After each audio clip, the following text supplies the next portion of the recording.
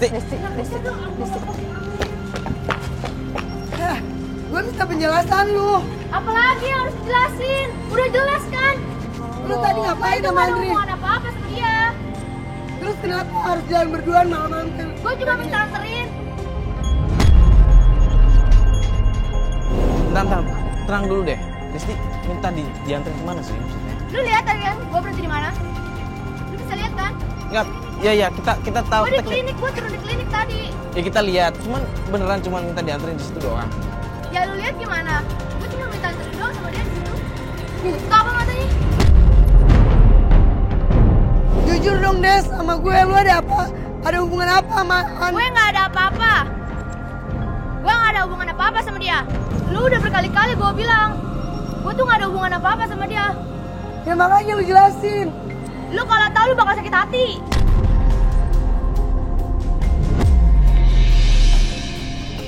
Emang ada apa? Lu mau tahu? Iya, gue mau tahu. Ikut gue sekarang. Loh, Cepet. Mana? Mbak. Ikut gue. Lo mau kemana sih? Kemana? Udah ikut gue aja. Ya udah kita anterin masuk mobil sini aja. Udah cepet. Ya udah ya, astagfirullahaladzim. Nih.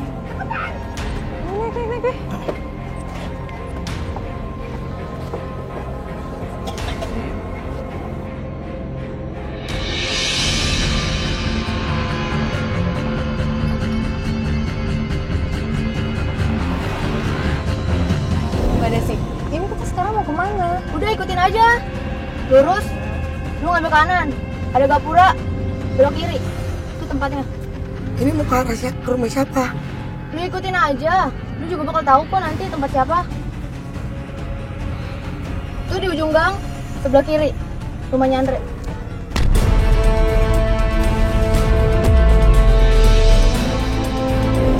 Ke rumahnya Andre. Bukannya rumahnya Andre yang tadi itu? Iya. Lu liatin aja nanti. Lu turun, lu gedor. Bilang kan lu, nanti bakal sakit hati. Sakit hati apa sih? Ada apa ini?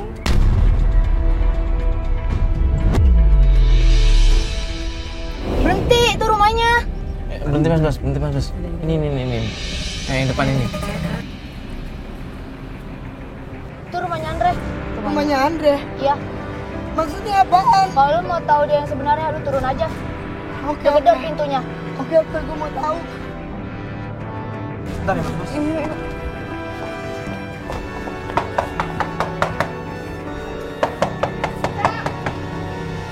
Assalamualaikum. Loh, cewek. Ini ada apa ya? Lo siapa? Gue istrinya Andre. Andre-nya mana? Ada di dalam. Panggilin. Mas Andre. Mas, cariin. Amel. Itu ibu. Astagfirullahaladzim. Amel. Lu jelasin. Kamu. Mas, udah dong. Gue minta penjelasan. Dia siapa? Dia siapa? Gue minta penjelasan. Sabar, gue jelasin dulu, Apa? Kebohongan apa lagi nih? Ini istri gue.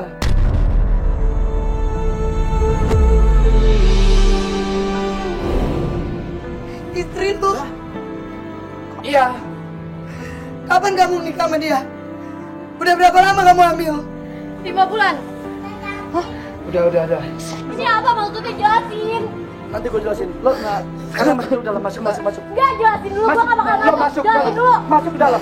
Mbak. Jelasin Lo siapa gue? dalam. Gue ceweknya, gue pacarnya. Kalau lu udah nikah, kenapa lu pertahanin hubungan ini? Ini lo yang minta kan? Karena semua ini gara-gara lo kemarin lo selingkuh di belakang gue, ah? Puas lo? Dan kenapa lu Desti? Udah tahu soal ini, kenapa lu gak ngomong? Karena cowok lu udah manfaatin gue.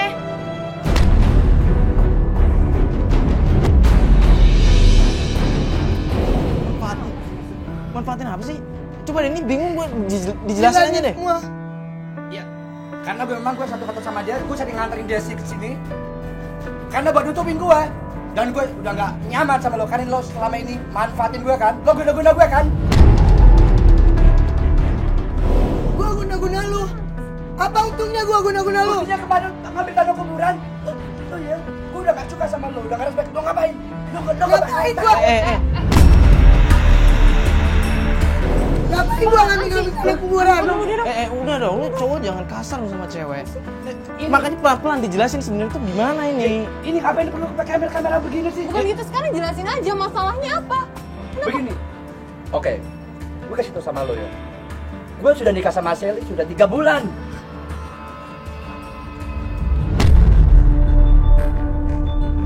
Lo tuh wanita ya lo kemarin udah. Lu yang buat kesalahan, lu yang udah punya istri, terus lu nuduh gue.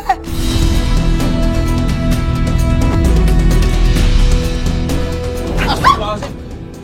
Udah kalian tuh berantem mulu sih. Gue nggak bisa sabar sama dia. Oke. Coba dijelasin deh. Tadi sebenarnya udah gue jelasin sama dia, tapi dia masih kurang ngerti juga masih. Kapan gua ngelempar tanah? Lo Gua kemarin. nggak pernah ngelempar tanah. Lo kemarin dia sih kan. Desi teman baik gua nggak mungkin jahat ke dia. Tanya dia. Dia orangnya ada di sini. Bener, gua ngelempar tanah ke lu. Enggak. Denger. Lo kemarin di kuburan lo dia lempar pakai tanah kuburan lo nggak merasa sama dia. Kan lo yang ngomong sendiri bukan gue.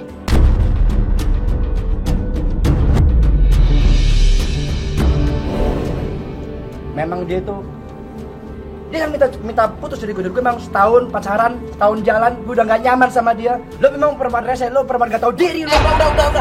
Ini apaan sih tadi guna-guna?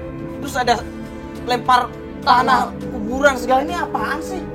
Dengerin mas, gue sama dia pacaran 1 tahun, tapi dia gue udah nggak nyaman banget, udah nampar gue terus, kekerasan terus, namanya di mana kemana ngapain, gue udah nggak respect sama lo, nggak suka sama lo. Untuk apa dan buat apa gua guna-guna lu? Iya, biar lo nggak bisa jauh dari gue kan, lo tanya sih, tanya Desi. Lu jangan sembarangan ya.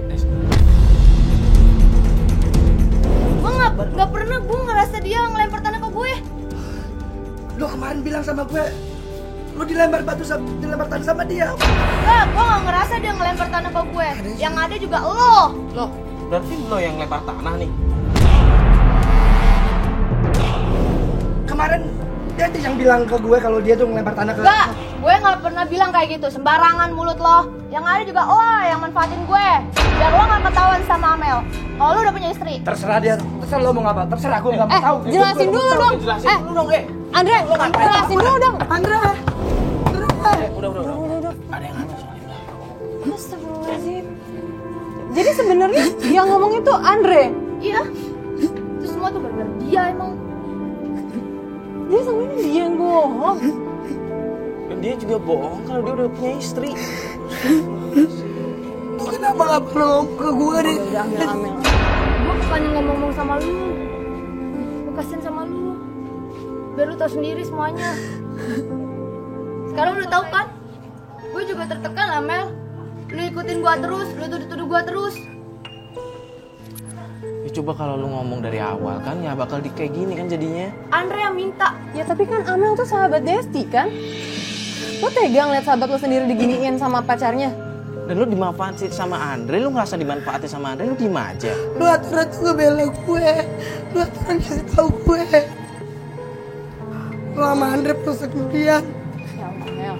Andre, kita putus. Amel.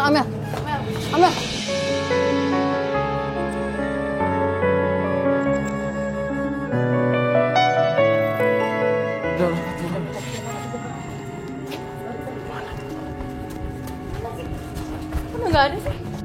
Detik waktu Udah. Astagfirullahaladzim. Kok bisa ya kayak gitu? Maksudnya yang laki nuduh, taunya udah punya istri, lagi hamil pula. Nggak habis pikir sih. Nggak, dia nggak kepikiran apa ngebohongin 2 orang sekaligus. Dan dua-duanya tuh ya bisa dibilang orang yang dia sayang kan. Pakai nuduh guna-guna, ngelempar tanah kuburan. Astagfirullahaladzim, gimana ya? Sampai gitu loh. Tapi semoga aja sih si Amel bisa memperbaiki hubungannya sama Desti kan. Soalnya kan dia sahabat, soalnya mereka kan sahabat juga udah nggak sebentar juga kan. Dan gue juga sebenarnya gue ngerasa nggak enak nih sama istrinya Andre. Dengan berjalannya waktu mereka pasti ngerti lah. Mereka tuh dua-duanya diperalat sama Andre, cuma istrinya loh yo. Ya, semoga aja mereka semua baik-baik aja ya. Istrinya Andre baik-baik aja, apalagi anaknya Andre baik-baik aja. Dan Andre juga cepet dapet kesadaran gak boleh Kalau kayak yang gitu. gue gak mau mikirin dia, udah gue cukup. Desti juga bisa baikan sama si Amel. Udahlah, udah malam kita balik kantor aja ya. Kita balik aja nih. Ya, lah kita mau kemana? Balik aja, balik nih. Nggak dicari lagi. Assalamualaikum warahmatullahi wabarakatuh. Bismillah, alhamdulillah, wassalatu wassalamu ala sayyidina rasulillah, amma ba'd. Saudaraku yang dimuliakan Allah subhanahu wa ta'ala, di dalam Al-Quranul Karim, Allah subhanahu wa ta'ala memerintahkan laki-laki dan perempuan untuk ghaddul basar, untuk menundukkan pandangan. Disebut kulil mukminin, katakan buat hamba yang beriman, begitu juga mukminat. Supaya apa? Supaya menundukkan pandangan.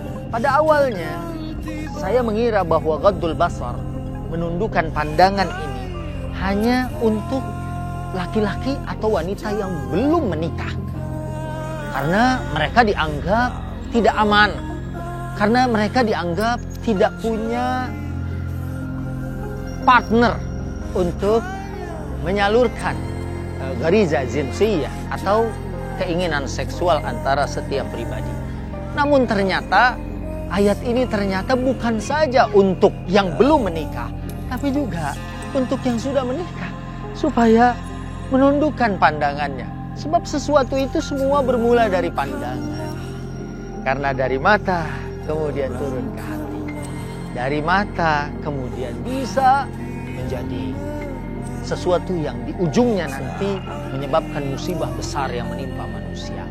Dari sinilah kemudian Allah subhanahu wa ta'ala saat berfirman di dalam Al-Quran, A'udzubillahi minasyaitonirrajim, Bismillahirrahmanirrahim, wala taqrabuz zina innahu kana fahishatan wa sa'a sabila. Shadaqallahul azim. Janganlah kalian mendekati perbuatan zina. Di sini kemudian jangankan perbuatannya, sejak dari pandangan pertama saja kita sudah dilarang oleh Allah. Dan kalau seorang suami seperti saya atau seperti Anda juga misalnya, ada para suami apabila di tempat kerja atau di luaran sana melihat wanita, kemudian bersegeralah kita menundukkan, dan kalau tidak sanggup kita kemudian pulang karena di rumah kita ada pasangan yang sah. Karena kalau tidak, kita bersama dengan seseorang yang sudah dihalalkan dengan kalimat Allah, maka tidak tertutup kemudian terjadi na'udzubillah perzinahan, perselingkuhan, yang ini akan menyebabkan kehancuran bukan saja satu rumah tangga, tapi juga dua rumah tangga. Dan bahkan yang tadinya karena perbesanan, kemudian dua keluarga ini menjadi bersaudara, karena musibah ini bisa menjadi terpecah. Dan ini bisa menyebabkan musibah yang besar dalam kehidupan berkeluarga. Anak-anak cerai berai, kemudian mereka menjadi broken home, kemudian mereka, na'udzubillah, mungkin saja ada yang menjadi pecandu narkoba, hidup mereka bebas di jalanan. Sehingga misi utama Islam untuk terjadinya pernikahan adalah membentuk satu keluarga yang sakinah, bukan saja bahagia di dunia, tapi juga nanti sampai akhirat. Tapi karena perselingkuhan ini, di samping dosanya di sisi Allah sangat besar, na'udzubillah, summa na'udzubillahi min zalika, tapi juga kemudian akan menyebabkan kehancuran satu keluarga, dua keluarga, tiga keluarga, dan bahkan mungkin bisa jadi puluhan keluarga akan hancur. Semoga Allah mempertahankan rumah-rumah tangga kita dan menghindarkan kita dari segala bentuk perselingkuhan, sehingga kita bahagia dunia dan akhirat. Wassalamualaikum warahmatullahi wabarakatuh.